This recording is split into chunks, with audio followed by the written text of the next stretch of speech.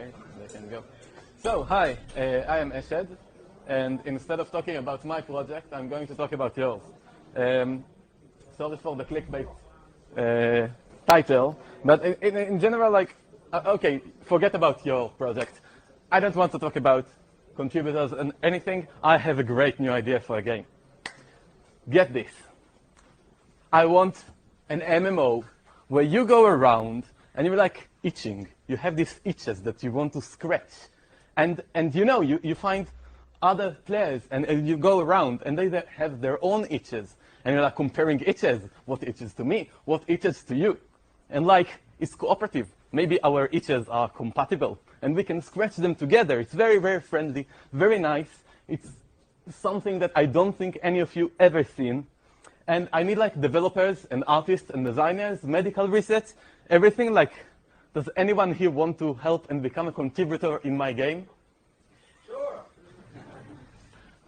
Okay, I saw like a thing or two, kind of, which is a bit frustrating, so I'll have to go back to my original presentation. I wanted to call the game Scratch That, but Scratch That. Why do we want contributors? This is actually a question when I talked that I said that I want to talk about motivation. People said like, why? But is it really necessary that an open source project has more than one developer? So I asked myself, like, if a developer releases the source code and no one reads it, is it still open source? And you can approach it from one approach, which is like ethics. We think that source should be open. We want people to be able to change our code. It doesn't matter if they do it or not. It's about your ownership of applications that are on your computer. But I prefer another approach, like that open source is like love. Like, you can do it on your own, but it's way better together. And this made me think like of a thought experiment. Let's do like GitHub Tinder. You know, people all the time, they said like, oh, I want to, contribute to some open source project. I had it so many times. And then, like, there's GitHub, and you could, like, swipe left or swipe right. And there's, like, my radius of interest. I can check what languages I know, what things. This sounds really, really nice, but I don't think it will work. Like, open source is not exactly like finding a partner. The alternative for not finding a partner is being alone. People come to this like they really don't want to be alone. And the alternative for not being a contributor is watching cat videos, which is kind of nice. So it's not really that someone wants to work about your project. It's like people are saying, I want to contribute to open source in general. And then this is kind of amorphic. It's not really anywhere near actually being a contributor. And for it to change there, like, you have to find the cat videos. So, itches. Eric S. Raymond in the Cathedral and the Bazaar said that every good work of software starts by scratching a developer's personal itch.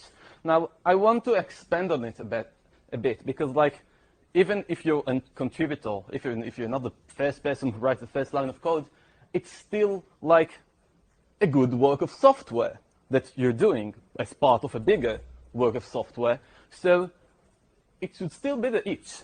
Like, the second contributor should have an itch that is compatible with the first contributor. Otherwise, they're going to watch cat videos instead. So we need these people, these contributors with the compatible itches and the skills to scratch them. And itch, whatever.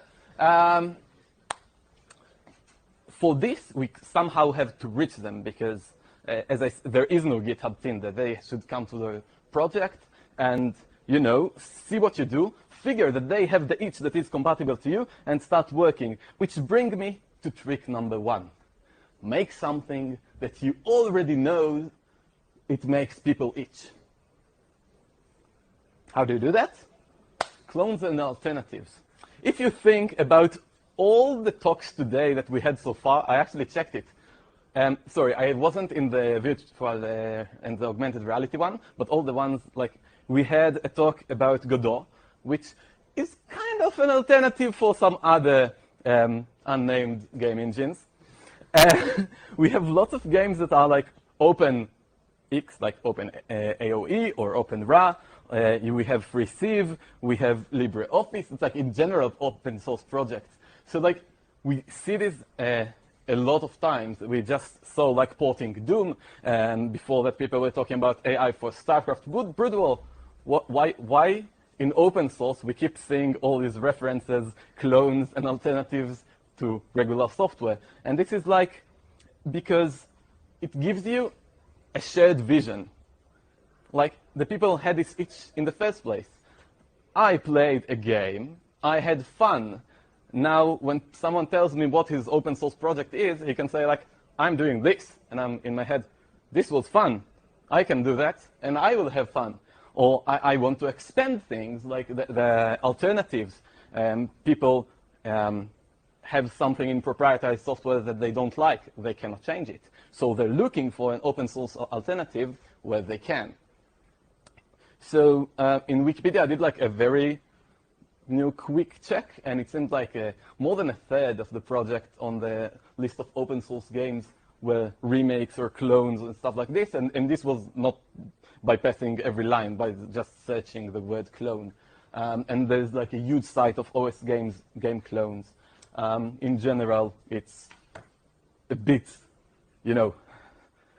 impressive how much of the open source work is not really original in a way.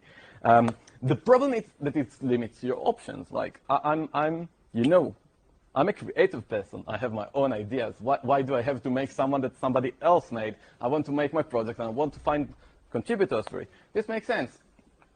And obviously, if you already started your project, it is a bit too late to decide that it is a remake of something else. So, this brings me to trick number 2. Actively itch your future contributors. Like, if that itch didn't exist in the first place, let's try to itch them. Release your game, have people play it, gather an audience, and then when people play it, they're itching. This is very nice. It's a bit the same as we talked before about proprietary game. That they like created the itch for us. This time we create the itch for us. If you're really, really like brave, just leave small imperfections that will annoy people so they want to fix them. I haven't done it yet. Yet. All the imperfections are not deliberate. They're just like part of the process. It's very nice because if people actually play the game, and people will have more patience trying a game than reading what your new fancy project is about, because a game is more attractive than just a blog post about, oh, this is going to be an amazing game.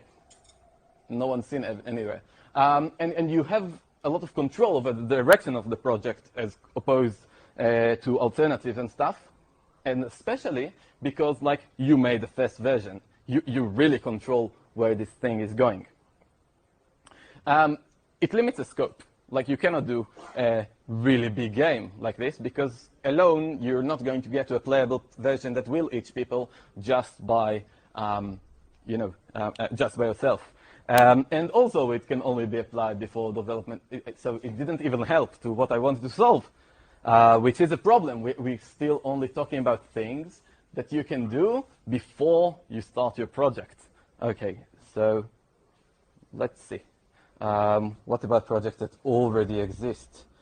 Yeah, be attractive. I know that we talked about dating and swiping and wanting like that people notice us. So in this case, let's say I have a project, any kind of project. Show, don't tell. It's much better to put screenshots than text. It's much better to give examples. Be nice. I know this sounds very weird, but there are communities that the developers are not very nice, and it doesn't seem like a very friendly place to be. Some of them manage to, power through it because many people really, really, really need to work with them, and they're like a monopoly like Linux. But when you are a small contributor and this is the way to be attractive, then be nice. and make scratching as effortless as possible. Let's say someone is insane and they want to contribute to your project. There's a really nice metric that Adam Kariv did, which is the time of onboarding, finding and fixing an issue end to end. Like, if you have a really, really weird framework and you need like to start up VMs and make dependencies and I don't know what, people will just not have enough goodwill to remain until that works. They just want to fix something small. No one will ever come to your project, okay, no one, but usually people won't come to your project wanting to change it end to end. They will want to fix something small, make it easy for them to do this. This is also about like language. If you thought like, oh my God, I have an amazing project, let's do it in Haskell or anything like, I want to learn this fancy new language. Don't do that. Pick a language that people know, that people can work with, like check Godot, and basically everything that was said today were in languages that people use. OpenGraph, for instance, is in C#, and while it's not our favorite language, many people know it, and they get loads of contributors. No, wait, this still doesn't help. I told you what languages to pick and everything, so you still have to think about all these things before you start your project. So really, I think this is the moral here. If you pick the wrong project, nothing will help you. Like, you can try, you can work with what you have, but really, really, when it boils down to it, it's a lot of choices that you make in what the project is based on, where you're going, and how you are attractive to other people. This is what's going to make or break whether people itch about your project or not. And wrong project is not about the game. Your game idea can be amazing, and it can be like really, really good, but it's just an unattractive project. You cannot convey to anyone you talk to that it is attractive in the attention span they have before they switch to YouTube and the cat videos. So really this brings me to my last trick. The best way and the only real way to double your contributors is find some project that has one contributor and join it, and then it has 2 contributors, and you've doubled the contributors. And it's not a bad idea, because there are really, really many of these projects around there, and one of them can be quite interesting. And by definition, it's going to be an attractive project because you picked it, so you were attracted to it. And like relationships, you just find something that makes you happy. It doesn't have to be like the fantasy that you hold about like the perfect game. And it doesn't have to be popular or anything. You just need to enjoy it yourself. So the really cool thing about Trick Zero, you can always do it, even if you started the project, even if the project isn't started yet. And it teaches you an important life lesson, which is just a bonus. And it spreads the love, of course, because open source is love, and we want to do it together. I'm quite biased, I must say, because I've joined an existing project, and I haven't worked on any of my own very crazy ideas for the future that I really, really want to start, and I would be happy to tell you all about them, but they're just like, I think that I spent my time quite well. And the project that I work on, and I didn't even talk about it, is called Spring. It's an RTS engine, and it started as a remake of Total Annihilation back in the day in 2005.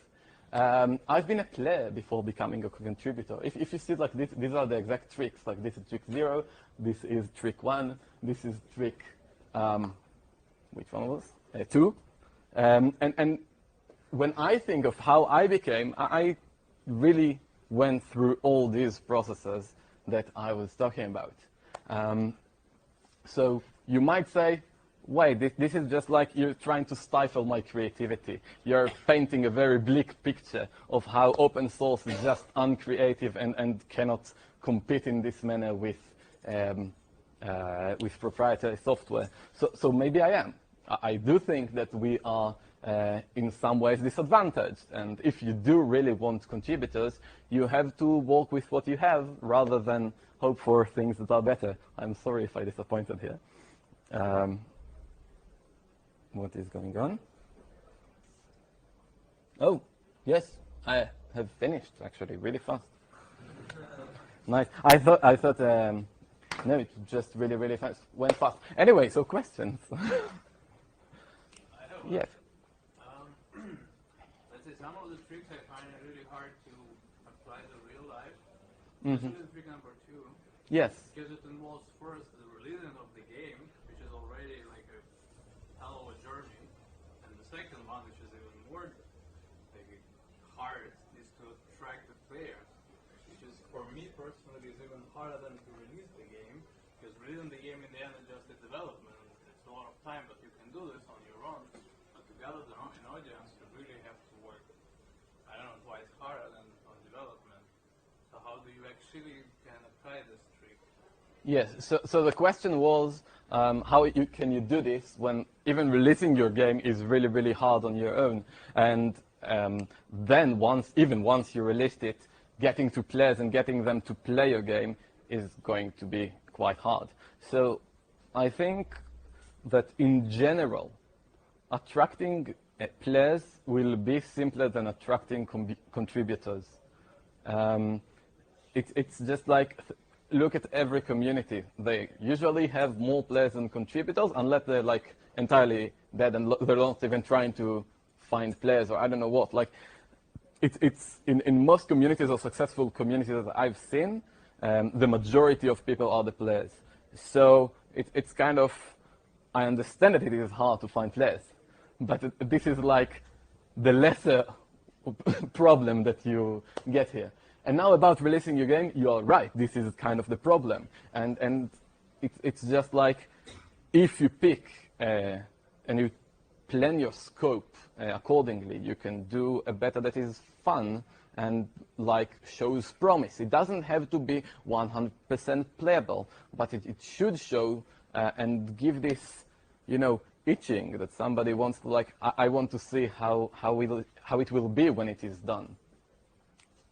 Okay?